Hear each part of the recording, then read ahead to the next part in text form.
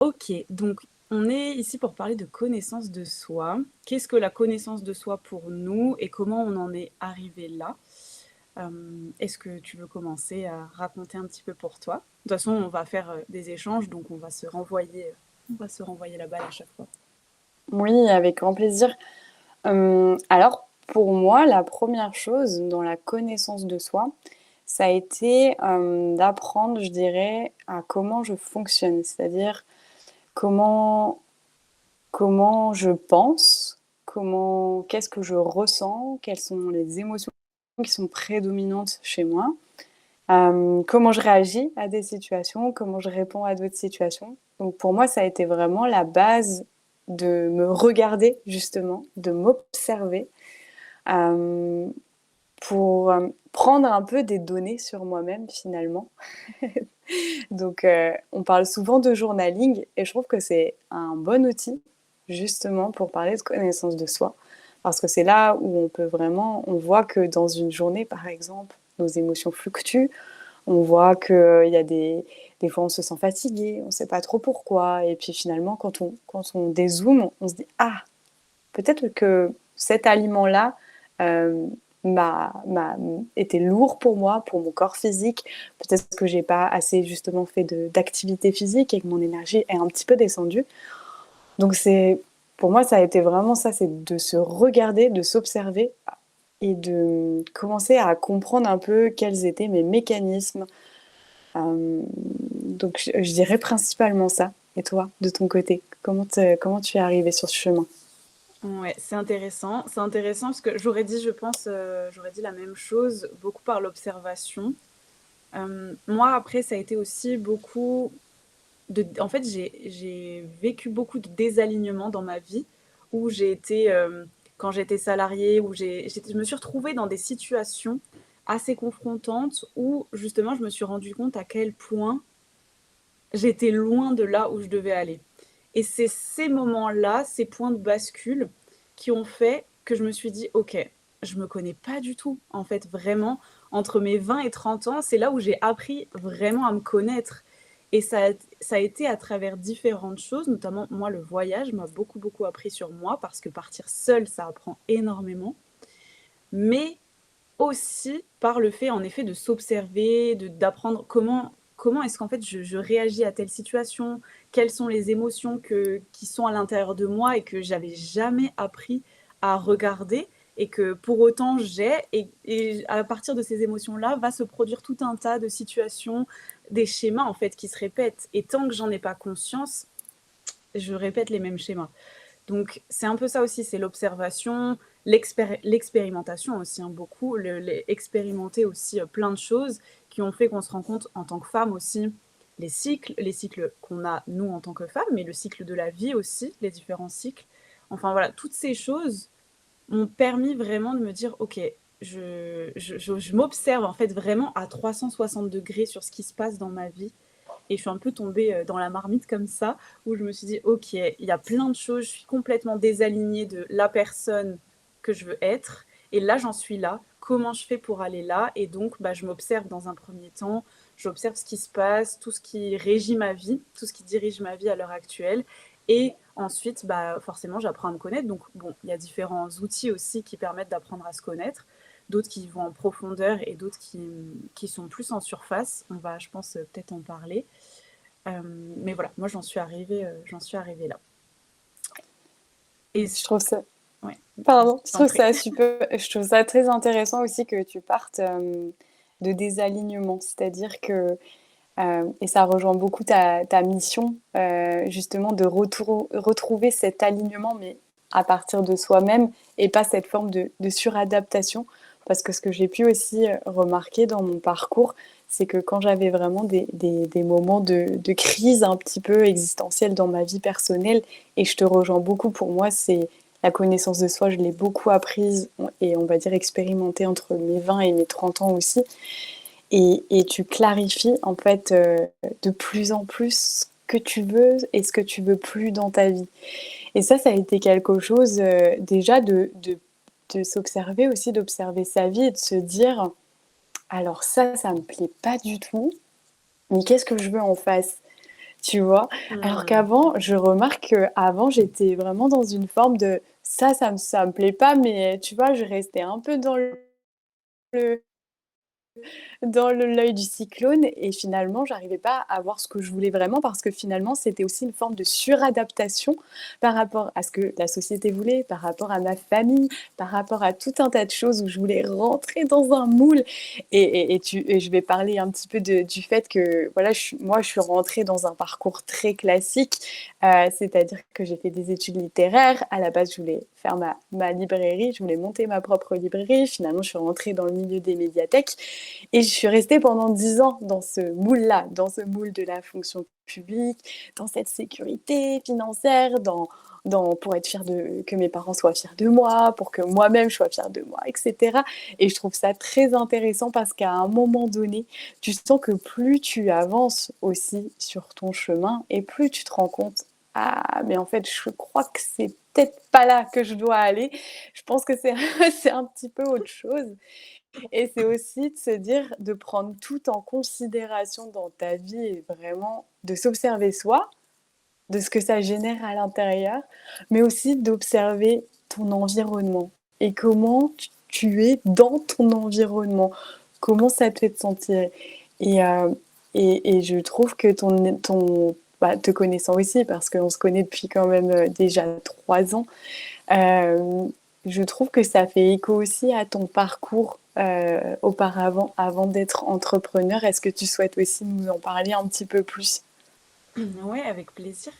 C'est vrai qu'on a un parcours un peu similaire et en même temps un peu différent, mais moi aussi, j'essaie de me conformer, de rester dans un moule parce que, voilà, conditionnement, parce que bah voilà, c'était la route un peu toute tracée, la sécurité. Ok, on va dans cette direction.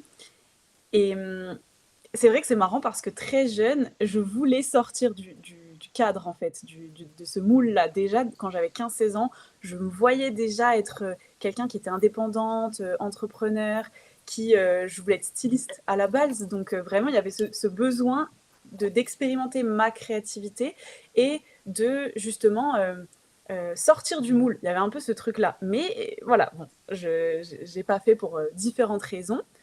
Et j'ai commencé à voyager et je me suis conformée dans un moule. Et après, à chaque fois, il y avait une rupture en fait. Je rentrais dans un moule en tant que salarié.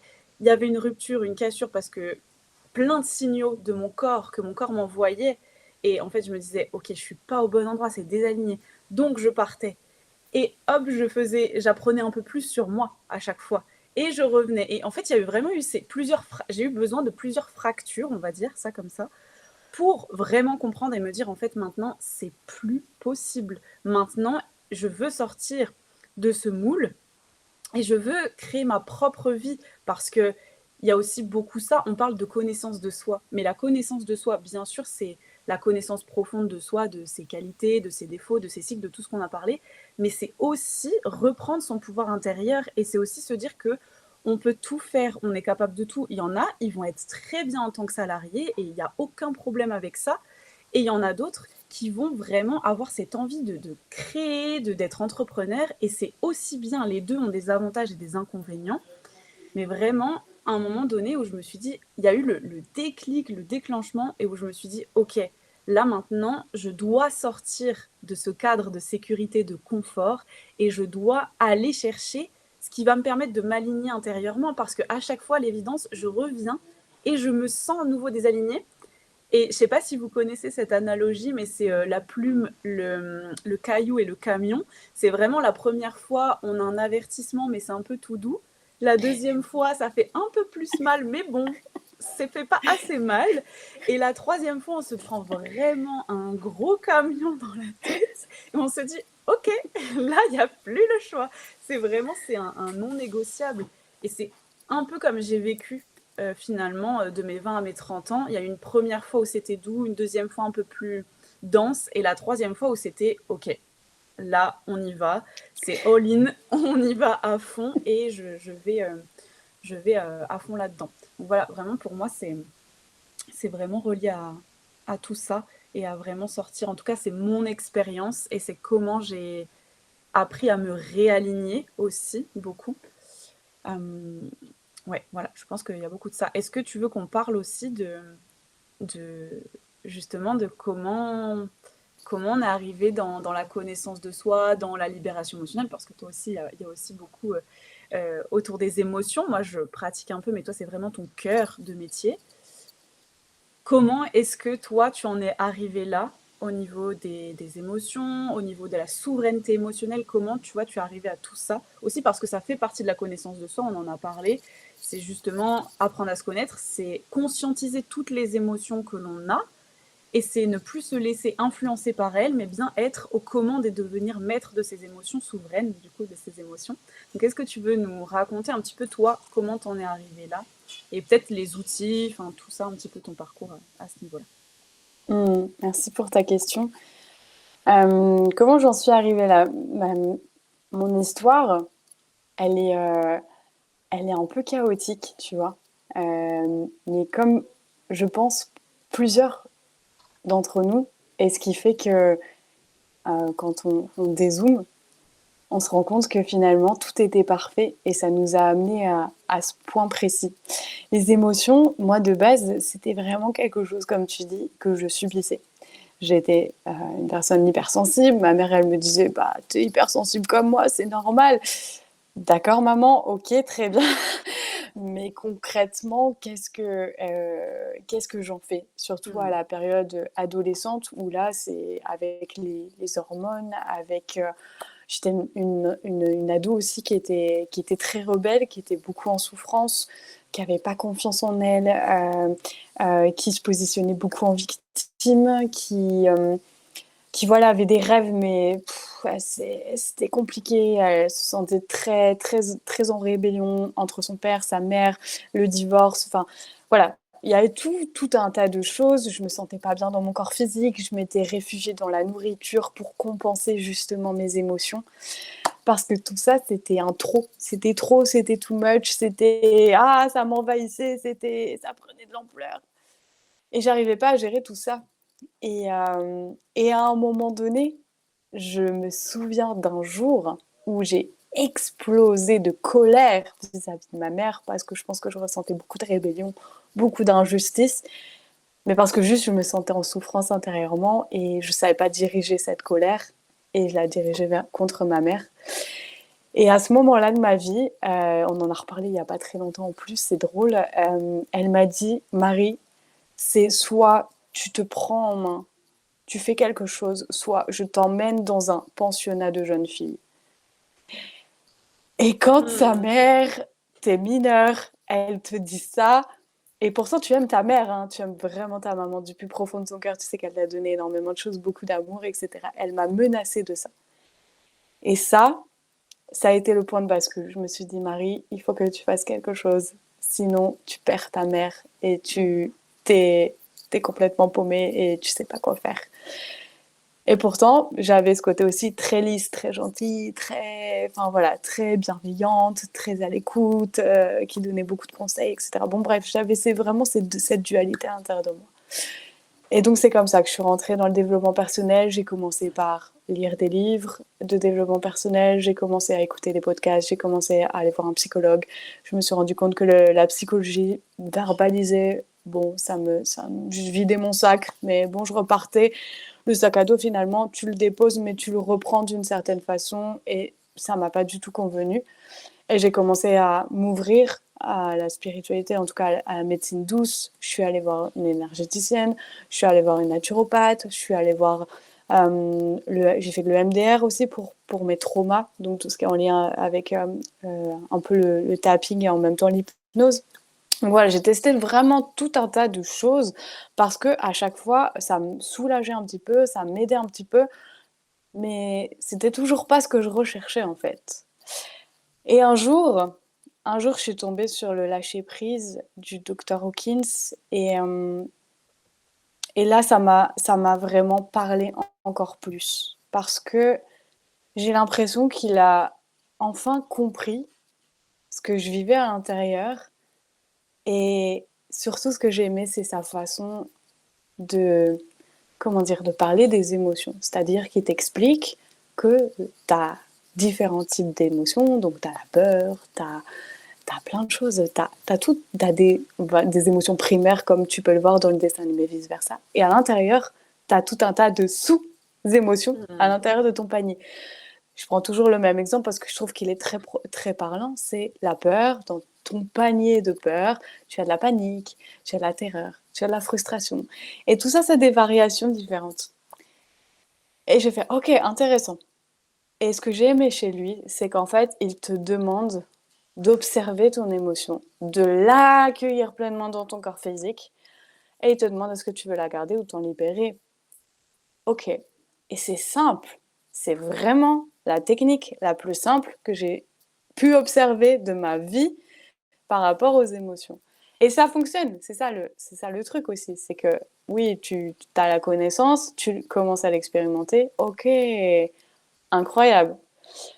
Donc c'est comme ça que finalement j'ai travaillé sur cette technique-là, je me suis faite accompagner, donc je me suis faite coacher en lâcher prise pendant un an et demi. C'est là aussi qu'on s'est rencontrés, que toi aussi tu as pu bénéficier de cet accompagnement-là. Et, et ça a tout changé dans ma vie. Et après, on a décidé de le faire ensemble, régulièrement. Et ça a changé aussi beaucoup de choses dans ma vie, parce que tout ce que je libérais à l'intérieur de moi, toutes ces émotions que j'avais accumulées pendant des années, bah là, j'ai appris à les traverser avec toi, à les accueillir pleinement, à me soulager de certains traumas ou cycles répétitifs que j'avais dans ma vie. Et du coup, je me suis formée à cette technique-là et je me suis rendu compte que ça changeait aussi la vie de mes clients. Et je me suis sentie vraiment à ma place. Donc pour en revenir au point de départ, et après je te laisse vraiment la parole, c'est qu'au final, ton plus gros challenge qui pour moi était les émotions, et ben, c'est devenu mon cadeau le plus précieux. Et maintenant, ça me permet d'être vraiment en connexion avec l'humain, de l'aider vraiment dans ce travail-là, parce que je suis passée par là et je sais ce que c'est. Et, et maintenant, quand les gens me rencontrent, je raconte un peu mon histoire. Ils me disent, mais Marie, quand on te voit, tu as l'air d'être une personne très calme, très posée. Et je la regarde et je dis, mais je pars pas du tout de là, en fait. Je pars pas du tout de ce point-là. Je pars vraiment d'une ado voilà, très rebelle, très en colère, pas forcément toujours très lumineuse, mais c'est aussi la personne que je suis devenue. Donc je remercie finalement cet ado qui m'a aidée dans ce cheminement-là. Et pour toi, de ton côté? Par rapport à la libération émotionnelle, enfin par rapport aux émotions ou non, tout autre sujet. Moi, en fait, ça a été un peu différent, j'en ai parlé tout à l'heure. C'est vraiment le fait que j'ai toujours cru que j'étais capable de faire de grandes choses. J'ai toujours cru que j'ai toujours rêvé grand. J'ai toujours su que je voulais faire des choses et que j'étais en capacité de les faire. Et vraiment, il y avait à la fois ce sentiment de ok, Colline, je sais que je suis capable de faire plein de choses, je suis capable de me montrer, je peux rêver grand, je rêve grand. J'ai toujours eu cette capacité d'être visionnaire, de rêver grand, de voir les choses en grand et de croire en mon potentiel. Et à la fois, j'étais dans un environnement où on me rapetissait, on essayait de, tu vois, me dire, ok, ouais, mais non, en fait, ça, tu vas pas faire ça, tu vas pas faire styliste, non, non, non, non, non, non, on va pas dans cette direction, tu vas dans cette direction. Et on essayait, tu sais, et on essayait, et je prends ma responsabilité aussi parce que j'aurais pu, même si j'étais ado, un petit peu plaider ma cause et dire, mais non, je veux vraiment aller là-dedans, mais j'ai laissé faire, tu vois, je suis aussi allée dans cette direction, et c'est ok, j'ai expérimenté ce que j'avais à expérimenter, mais c'est vraiment j'ai expérimenté les deux. C'est je crois en moi, je crois que je peux faire de grandes choses. Et en même temps, plus je crois en ça, plus on essaye de me diminuer, de me dire non, non, rêve pas trop grand, rêve petit, tu vas pas faire grand chose, regarde ton niveau scolaire, regarde si. Enfin, tu vois, il y avait vraiment ce ok, on me rabaisse. Et vu que je me connaissais pas vraiment, que gérer un peu, tu vois, c'est-à-dire que dans mes études, quand on me demandait ce que je voulais faire, j'étais là, une fois en fait, c'est comme si une fois qu'on avait un peu bridé ma créativité et mon rêve d'être styliste, J'avais tout mis de côté et quand on me demandait ce que je voulais faire, j'étais là: «Beh, j'ai aucune idée. Moi, j'adore voyager, j'aime bien les langues, super, je suis plutôt douée là-dedans. OK, bon, on va aller dans cette direction», mais c'était toujours par dépit plutôt que par conscience et je fais des choix qui sont alignés avec moi-même. Donc j'ai pris j'ai fait un BTS tourisme, j'ai fait une licence en événementiel, j'ai pris cette voie-là un petit peu par dépit. Mais j'aimais bien, voilà, j'étais dans ma petite vie, c'était sympa. Mais en fait, très vite, j'ai trouvé un travail et c'est là où ça m'a vraiment frappée. Je me suis dit: «Mais je suis pas au bon endroit, en fait. Qu'est-ce que je fais là?»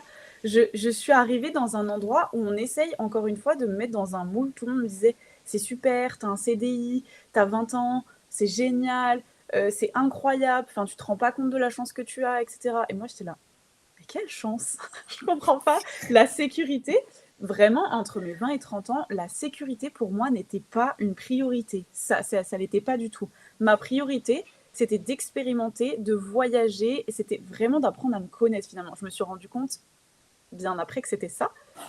Mais la sécurité financière, la sécurité, d'être dans un moule, c'est pas ce qui m'attirait. Au contraire, c'est ce qui me repoussait.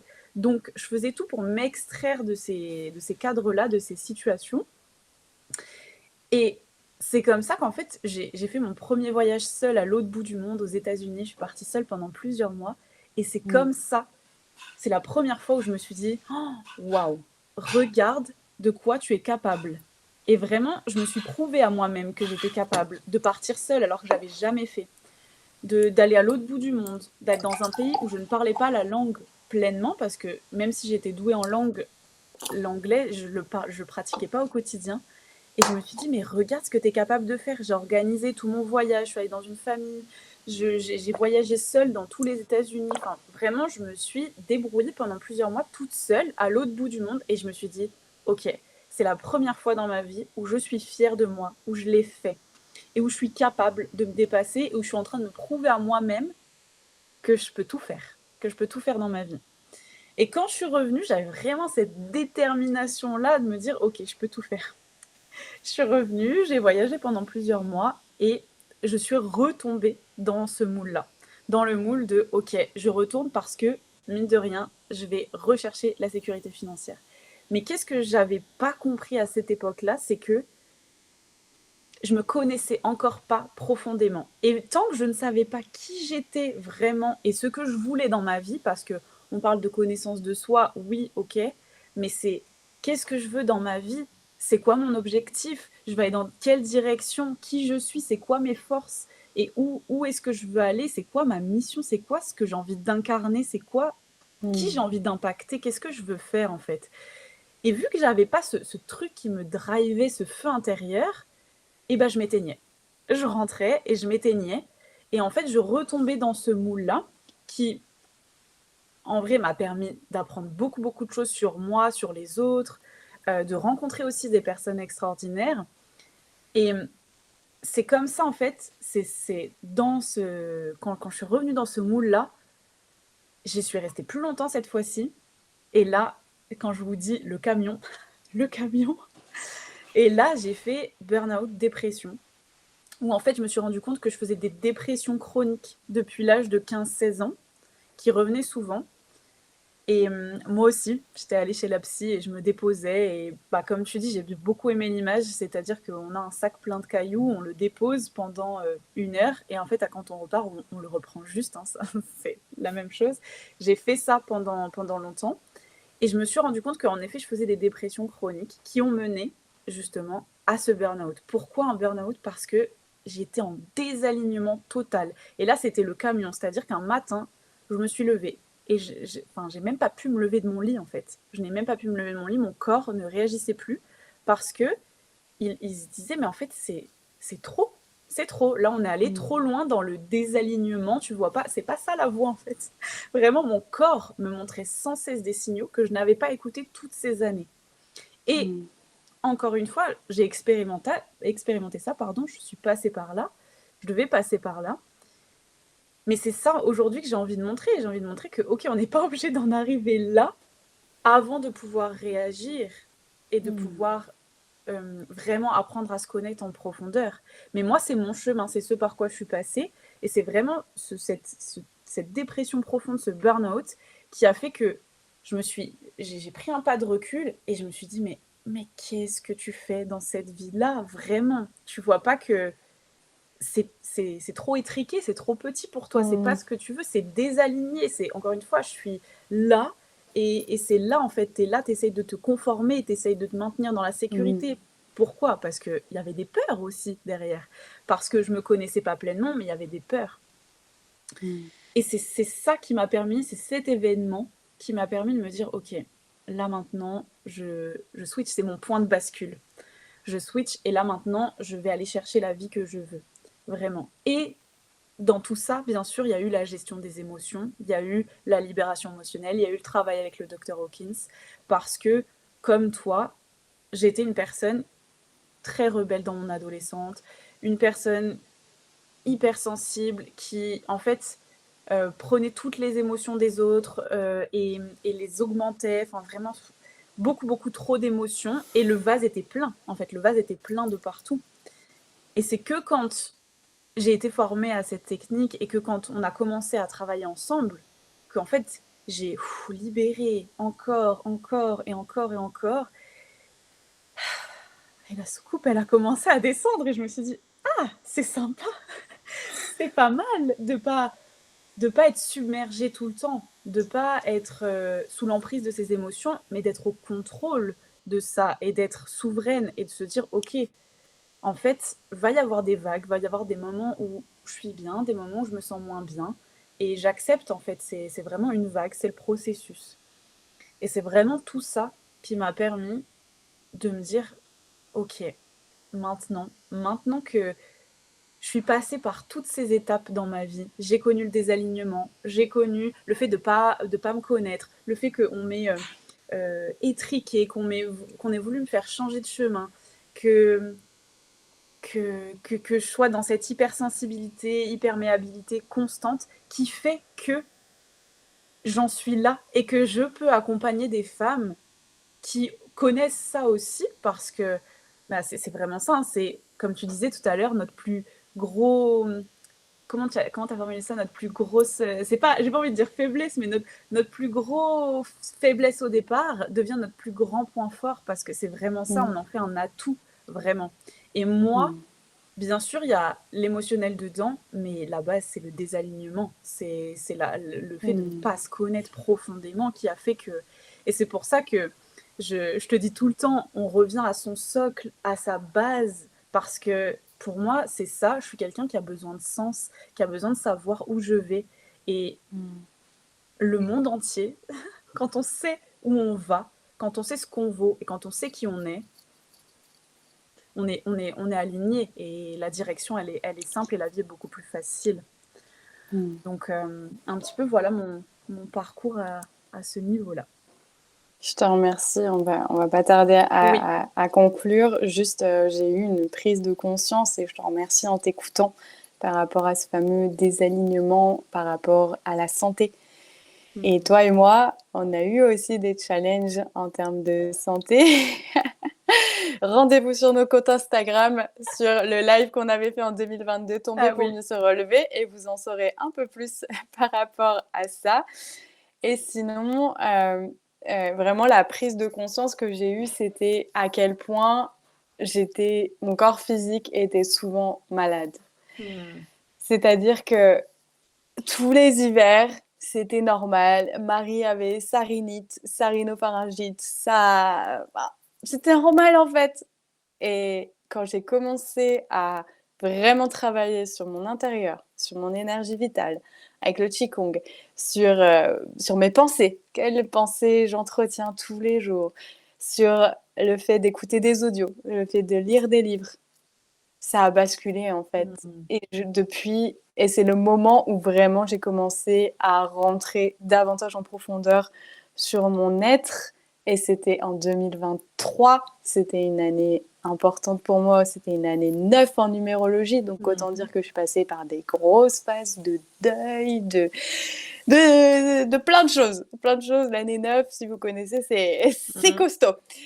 Et c'est à ce moment-là où j'ai déconstruit énormément de choses. Et à partir du moment où j'ai commencé à faire ça, mon corps physique n'est plus jamais tombé malade. Et je trouve ça fou, en fait, de se dire que, parce que c'est à ce moment-là que j'ai commencé à vraiment me réaligner à mon être, à qui je suis vraiment, à ce que je veux vraiment, à tout. Enfin, pour moi, c'était vraiment pour moi, l'année 2023 a été une année vraiment charnière en termes de connaissance de soi. Nous, on s'est connus en 2022, mais je trouve que c'est à ce moment-là où, où toi et moi, on a vraiment connecté fort et on a vraiment commencé aussi à aborder toutes ces thématiques-là et où on a vraiment encore plus travaillé sur nous et où j'ai vu vraiment les résultats.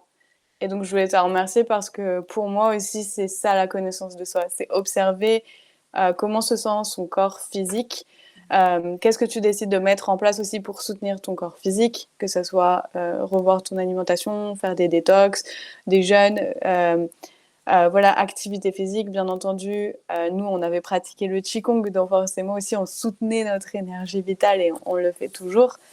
Donc, donc, je voulais vraiment aussi mettre l'emphase et la lumière aussi sur ça, parce que une fois que tu commences ce chemin-là, eh bien, tu te rends compte finalement qu'il y a aussi beaucoup de choses qui changent et des habitudes qui ne sont plus d'actualité. Et Marie, maintenant, tous les hivers, elle n'est plus jamais malade. Donc ça, c'est chouette. Trop bien. Euh, Merci pour ce partage. C'était top.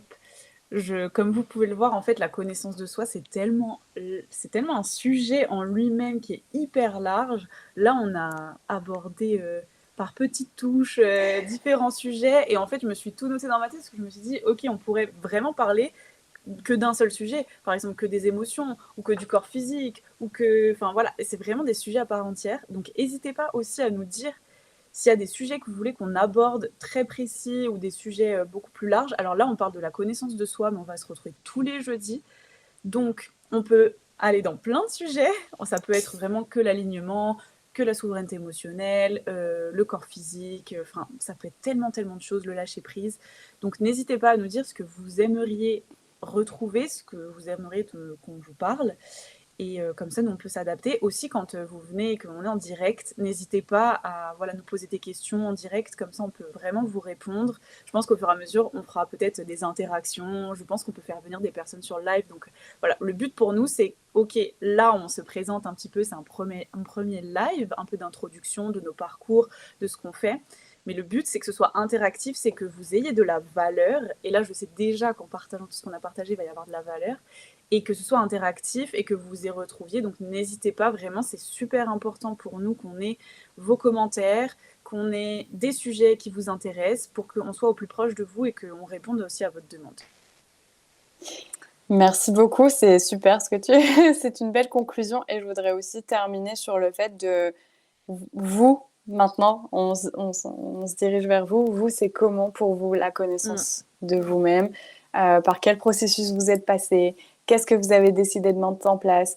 Qu'est-ce que vous pensez qui vous manque, entre guillemets, encore dans votre connaissance de vous-même? Parce que, voilà, dans les prochains lives, on parlera aussi beaucoup des outils que tu utilises, toi, Colline, pour aider dans la connaissance de soi. Donc, l'astrologie, le human design, un petit peu de numérologie peut-être, mais en tout cas, voilà, tous ces outils aussi. Moi, il y a les sous-personnalités aussi pour mieux se connaître. Je trouve que c'est vraiment un super outil et il est méconnu pour l'instant. Donc, tout ça, vraiment, c'est dans l'objectif de vous aider encore plus, de vous donner de la valeur. Et je suis sûre que, de toute façon, même quand on parle de nos vies respectives, ça fera forcément écho avec vous. Donc, en tout cas, merci beaucoup, This is not beauty, alias Géraldine, pour ton commentaire. Merci d'avoir été là. Et du coup, on se retrouve jeudi prochain pour un nouveau live sur la connaissance de soi. Exactement. Merci à tous. Belle journée à tous, merci. Beaucoup d'amour.